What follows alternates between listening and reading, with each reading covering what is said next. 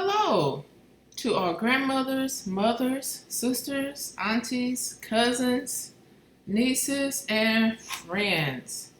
We are on part two of the church council, and this is vlog number 49.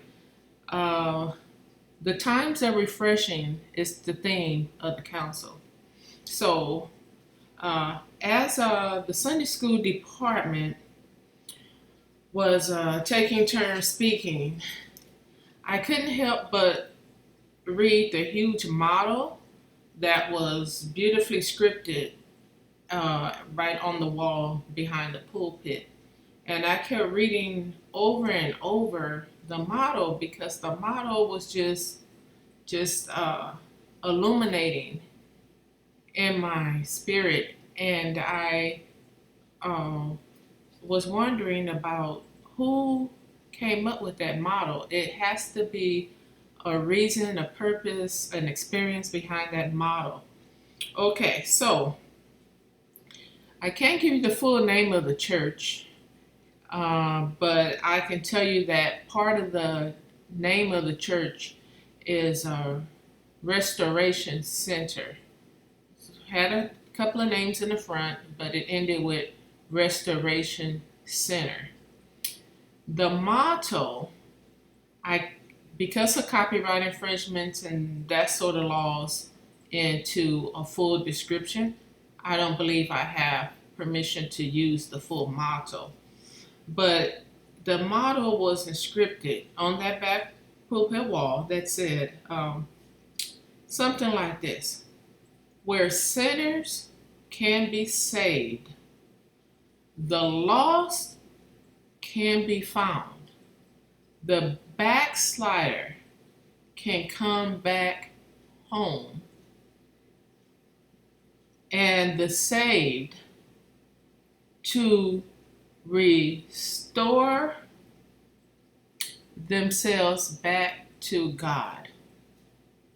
But I kept reading and reading that model, and I said, I'm not perfect.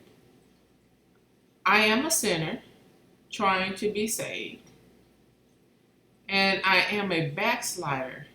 Even though I sit in church every Sunday or every Bible study, I know that when thoughts and ways enter or overtake me, I am backsliding while I'm sitting now in my seat.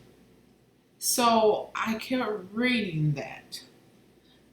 Where sinners can be saved, the lost can be found, the backslider can come back home, and the saved can restore themselves back to God. That illuminated my soul so much. Okay, so I said, well, I know whoever came up with that model. I'm gonna have to find out who it was. Sure, it's a church member here, and I'm gonna have to talk to them. I had the whole weekend to talk to them. So the local missionaries, the global missionaries, the home missions club, they were in charge of their presentations that was taking place before we broke for lunch. I had hurried back to the Motel 6 to take a good shower, and I couldn't wait to get back to get filled with that peace. And ladies, in the finality of this church council, you will understand the importance of that power of peace. In the finale, we will know why. Okay, so you know what? I found myself arriving before everyone could come back for the workshops that weekend because I wanted to just be alone to bask in the relaxing peace of that church.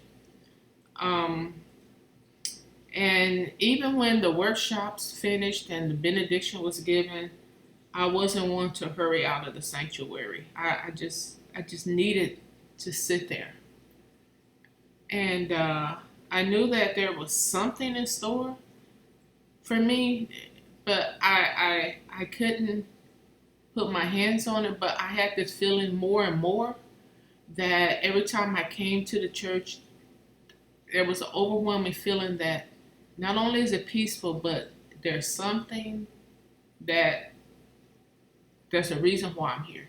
There's a reason why I don't feel like leaving. Okay, so let's see. Now, my journal had many pages, so I was trying my best to write on notebook paper because the journal writing was really, really, pages and pages and pages. So anyway, I got back, of course, and I came to find out that the afternoon workshops were canceled. But they did say on the program, though, in our for our agenda for the week, it did say that the schedule, excuse me, the schedule is subject to change without notice. So this was one of those times where I got back for the afternoon session, and it was announced that no afternoon session today, but we will be back at 7:30 for service. And let me tell you, the 7:30 service is out of this world. They always get a phenomenal speaker. The choirs, oh my goodness, it can go on till 10:30, 11 o'clock at night. So anyway, I told myself, well, you want to get back here early so that you can you can get a good parking spot. But most of all, you want to just sit in the peaceful sanctuary without anybody talking to you. So the church is always open when they have the councils because people are out of town. A lot of people come from out of town. But anyway, I had paid for my room. I told the guy I need to go ahead and pay for my room. I think I'm gonna stay until Sunday. So he said, okay. Well, anyway, I got back and I parked by 7 o'clock. I put here that I need to get the seat by 7:10. So I pulled up right about 7 o'clock. Service not gonna start to 7:30. But let me tell you, right away it got packed. A lot of people came from out of town then, and it was really packed. But I have to tell you this. While I was getting dressed to go back, I had began to think about why do I want to go back to Los Angeles when there's so much peace here in Bakersfield? Well, this side of Bakersfield, it's so much peace. And I said, what am I going to go back to? Park in the parking lot and wait until I retire? Hoping that the Union Station will call me and say, hey, your application for parking is now, we're ready, we got a spot for you.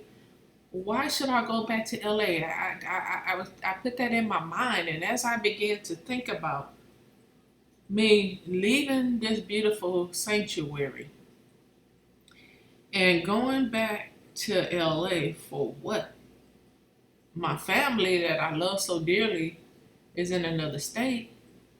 So my mind was starting to play tricks on me. Of course I had to go back because I had a job. But I knew that God at that point was dealing with me somehow. And as the tears had begun to fall, I had to reapply my eyeliner. Yes. Can you believe I put that in the journal? Okay. So I did want to say that the motel was very near the church. It was clean and there wasn't a lot of foot traffic. And being able to count on a good place nearby and knowing that I could be driving the street solo, of course, at night with no escort. It was a good location. I was probably at church within 7 minutes. I think it had said on my phone that the motel was maybe 15 minutes away with traffic, or 12, 15 minutes away. But I had put in my journal that I paid $66. The guy gave me a break and said, okay, $66 up until the time you want to leave. So I was like, well, that is just fantastic. So let me see. I get back to the church, and service is starting. An evangelist from our church was going to be saying the scripture. And the scripture wasn't part of the theme. It was not part of the theme. And she had made known that it was on her heart to say the scripture. And this scripture had came from St. Jude, verse 24. It reads, "Now unto him that is able to keep you from falling and to present you faultless before the presence of his glory with exceeding joy." St. Jude 24. And St. Jude is a chapter right before the book of Revelation. It's very small. And it says, "Now unto him that is able to keep you from falling and to present you faultless before the presence of his glory with exceeding joy." See, I told you that this weekend was going to be a knockout. I knew it. I knew it was going to be a knockout just by the theme, just by the theme itself. But anyway, I am gonna end. I think we're probably at 10 minutes. But I got back and to the room. It was safe, and I set my alarm because I needed to be on time for 9:30 session. So with that, ladies, we'll end. This is part 2. We'll end part 2. Be blessed. I'm praying for you. Thank you for being on this channel.